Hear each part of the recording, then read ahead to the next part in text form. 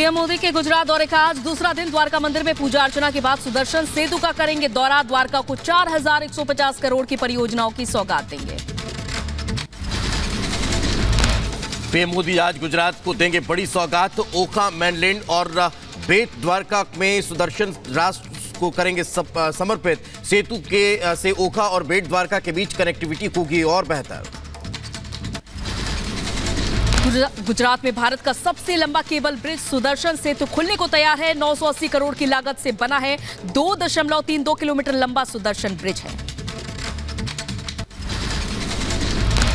गुजरात दौरे के दौरान पीएम मोदी आज राजकोट एम्स का भी करेंगे उद्घाटन। अस्पताल में 750 बेड की होगी सुविधा।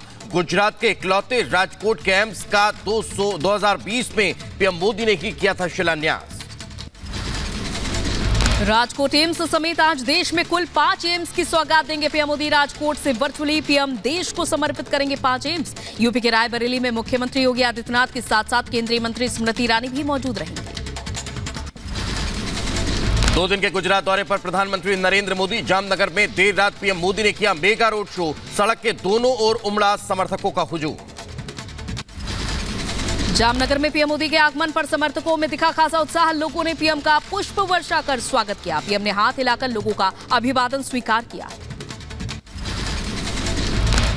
पीएम मोदी आज करेंगे मन की बात। सुबह 11 बजे रेडियो पर पीएम मोदी के मन की बात का होगा प्रसारण। 10वीं और 11वीं की परीक्षा दे रखे छात्रों को लेकर बोल सकते हैं पीएम मोदी। पूर्वोत्तर के दौरे पर जाएंगे प्रधानमंत्री नरेंद्र मोदी। 8 मार्च को असम और 9 मार्च को प्रधानमंत्री अरुणाचल का करेंगे दौरा। सूत्रों के हवाले से खबर। उधर केंद्रीय गृह मंत्री अमित शाह आज मध्य प्रदेश के प्रवास पर रहेंगे। इस दौरान शाह ग्वालियर, खजुराहो और भोपाल में लोकसभा चुनाव को लेकर विभिन्न कार्यक्रमों में होंगे शामिल। लखनऊ में आज से बीजेपी का महालाभार्थी संपर्क अभियान का होगा आगाज। प्रदेश अध्यक्ष भूपेंद्र सिंह चौधरी अभियान का शुभारंभ करेंगे। शुभेंदु अधिकारी ने की शाहजहां शेख को मृत्यु दंड देने की मांग। बोले संदेश खाली की घटना पर सख्त से सख्त होनी चाहिए कार्रवाई। बहुत सख्त कार्रवाई होना चाहिए। कैपिटल पनिशमेंट होना चाहिए शाहजहां। उत्तर प्रदेश विद्यार्थी परिषद कार्यकर्ताओं ने फूका ममता बनर्जी का पुतला। संदेश खाली से महिलाओं से शोषण को लेकर झांसी में ममता सरकार के खिलाफ नारेबाजी की। पश्चिम बंगाल के संदेश खाली पहुंचे ममता के मंत्रियों सुजीत बोस और पार्थ भौमिक का महिलाओं ने किया विरोध। शाहजहां की गिरफ्तारी की मांग पर मंत्रियों ने बताया ईडी की नाकामी। संदेश खाली पहुंचे टीएमसी सरकार के मंत्रियों से पीड़ित महिलाओं ने कहा शाहजहां शेख से जान का खतरा है। सीएम नहीं पीएम मोदी से अपील, जल्द करें गिरफ्तारी। शाहजहां शेख की गिरफ्तारी की बंगाल के मंत्री पार्थ भौमिक का बयान। कहा बुरे आदमी की टीएमसी में जगह नहीं। संदेश खाली को 2-4 लोग खराब किए हुए हैं, उनको सजा मिलेगी, पार्टी की तरफ से भी मिलेगी। बीजेपी महिला मोर्चा की अध्यक्ष वंथी श्रीनिवासन का संदेश खाली पर बयान। कहा जब पार्टी तय करेगी संदेश खाली जरूर जाऊंगी। महिला सीएम और सांसद के बावजूद भी वहां की महिलाओं से अत्याचार दुखद है। उत्तर प्रदेश को लेकर दिल्ली में गृह मंत्री अमित शाह ने की बड़ी बैठक। सीएम योगी, दोनों डिप्टी सीएम जेपी नड्डा समेत कई नेता मौजूद रखे। लोकसभा चुनाव में कमजोर सीटों पर हुई चर्चा। एआईएमआईएम नेता वारिस पठान बीजेपी सरकार को बताया उन्होंने मुस्लिम विरोधी। असम में मुस्लिम विवाह और तलाक कानून खत्म करने को लेकर भड़के। फंडामेंटल राइट है जो गारंटी करता है इंसान को राइट टू प्रैक्टिस रिलीजन, तो किस तरह से ला रहे हैं। हम इसलिए कह रहे हैं कि बीजेपी की सरकार जो है उनको मुसलमानों से नफरत है। टोटल मुसलमान विरोध सरकार है।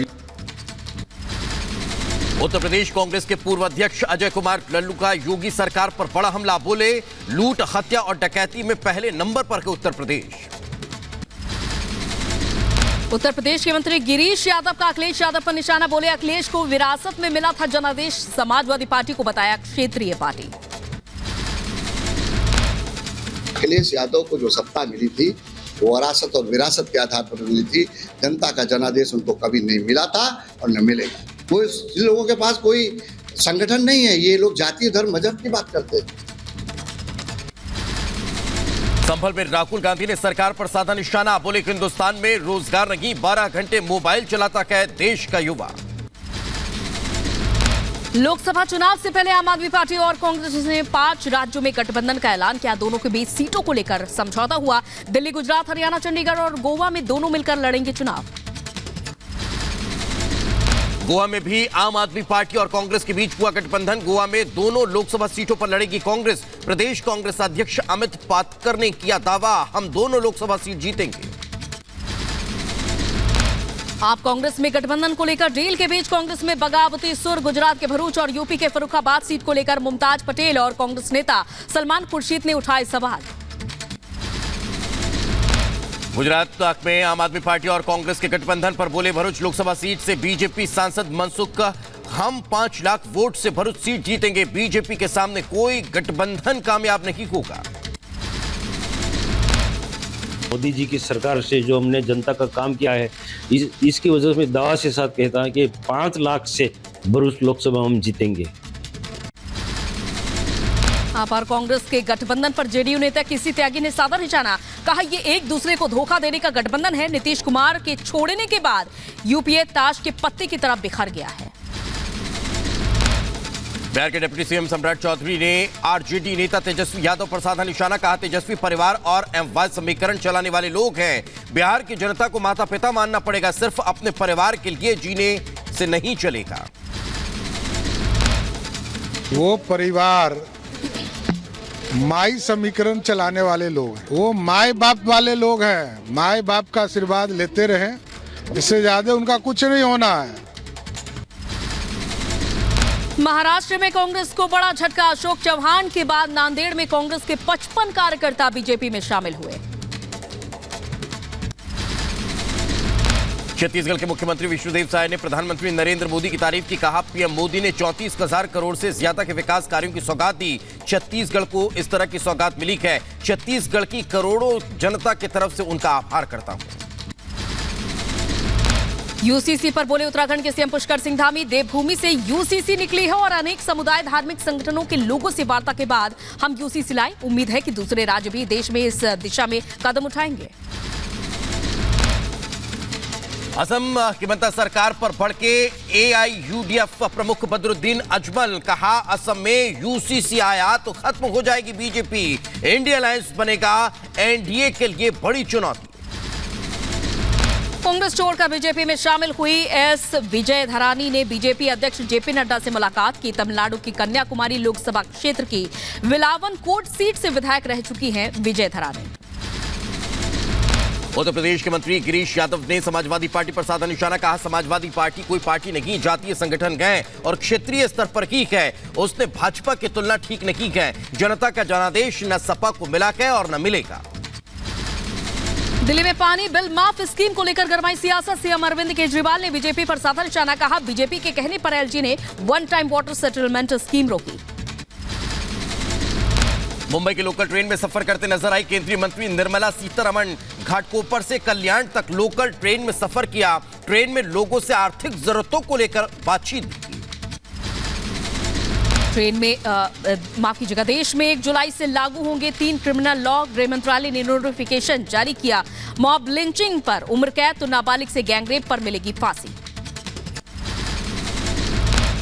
नेपाल के विदेश मंत्री नारायण प्रसाद साउथ ने प्रभु रामलला के दर्शन किए। अयोध्या में भव्य मंदिर पहुंचकर दर्शन और आशीर्वाद लिया।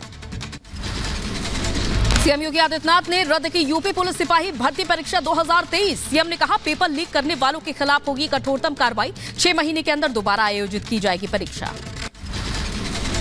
यूपी सिपाही भर्ती परीक्षा रद्द होने के बाद खुशी में झूम उठे अभ्यर्थी। सीएम योगी का जताया आभार, जमकर मनाया जश्न। सीएम योगी दोबारा जल्द पुलिस परीक्षा की घोषणा उन्होंने की। मुजफ्फरनगर में अभ्यर्थियों ने आभार जताया, एक दूसरे को मिठाई खिलाकर जश्न मनाया। मुजफ्फरनगर में मंत्री कपिल देव का अखिलेश यादव पर बयान, बोले उनकी सरकार में विशेष जाति की होती थी भर्ती, पेपर लीक नहीं पहले ही होते थे आउट। जिसकी सरकार के अंदर हमेशा षड्यंत्र होते थे, पेपर लीक इसलिए नहीं होते थे कि पेपर पहले आउट हो जाते थे। तो अखिलेश जी को तो इस बारे में मुझे कोई टिप्पणी नहीं करनी है। मैं मुख्यमंत्री के बारे में जरूर कहना चाहूँगा कि हमारी सरकार पूरी पारदर्शिता काम करती है। पेपर लीक के बाद परीक्षा रद्द होने पर बोले सपा अध्यक्ष अखिलेश यादव। कहा, नकल विहीन परीक्षा के दावे की खुली पोल सरकार की नौकरी देने की नीयत नहीं, नौजवानों के भविष्य से खिलवाड़ कर रही है सरकार। सरकार की अगर नीयत साफ होती तो जिस समय पहला पेपर लीक हुआ था उसी समय सरकार सख्ती से कार्रवाई करती और उसका परिणाम ये होता कि किसी भी परीक्षा का पेपर लीक नहीं होता। पुलिस भर्ती परीक्षा रद्द होने पर सपा नेता फखरुल हसन का बयान सामने आया। कहा, उत्तर प्रदेश में कोई भी परीक्षा बिना पेपर लीक हुए नहीं हो पाती संपन्न। यूपी का नौजवान ठगा जा रहा है। अब नौजवानों को इस सरकार से कोई उम्मीद नहीं। अपना दल कमोरेवादी नेता पल्लवी पटेल का बयान। कहा, पेपर रद्द करने का फैसला अधूरा, हर भर्ती में युवाओं से हो रहा है धोखा, 6 महीने के अवधि पर नहीं है भरोसा। पेपर रद्द होने पर उत्तर प्रदेश कांग्रेस अध्यक्ष अजय राय का बयान सामने आया। कहा, जितनी भी परीक्षाएं हुई हैं सभी के पेपर लीक हुए। मामले की सीबीआई जांच को, नौकरी न मिलने से अवसाद में जा रहे छात्र। यूपी के शामली में सॉल्वर गैंग के आरोपियों पर बुलडोजर एक्शन की मांग। आरक्षी भर्ती परीक्षा रद्द होने के बाद अभ्यर्थियों ने पेपर लीक के आरोपियों के घर पर बुलडोजर कार्रवाई की मांग की है। हल्द्वानी का अब मास्टरमाइंड अब्दुल मलिक गिरफ्तार हुआ है। उत्तराखंड पुलिस ने दिल्ली से किया गिरफ्तार। 8 फरवरी को हुई हिंसा के बाद से फरार था। कुमाऊं रेंज के आईजी नीलेश भंडे ने की अब्दुल मलिक की गिरफ्तारी की पुष्टि। कहा, नैनीताल पुलिस की टीम जांच को आगे बढ़ा रही है और जल्द ही मास्टरमाइंड अब्दुल मलिक को कोर्ट में पेश करेंगे। किसानों को मोदी सरकार की सौगात के बाद दिल्ली की सिंघू बॉर्डर खोल दी गई है। आंदोलनकारी लोग दिल्ली बॉर्डर से हट चुके हैं। फ्लाईओवर के नीचे एक तरफ की सड़क लोगों की आवाजाही के लिए खोली गई। चिखली बॉर्डर से दिल्ली पुलिस ने हटाए बैरिकेड्स। एसपी जज्जर